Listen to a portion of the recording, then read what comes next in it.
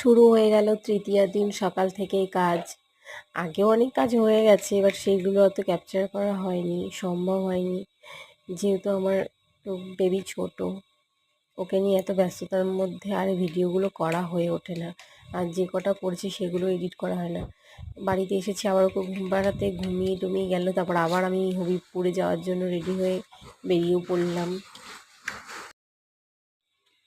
হবিবপুরে যাচ্ছি, গিয়ে নিয়ে একটা হেয়ার কাট হয়ে গেল। আর ও তো হেয়ার কাটিংটা হওয়ার পর প্রচণ্ড খুশি, খুব ভালো লাগছে, ও এরকমটাই চেয়েছিল।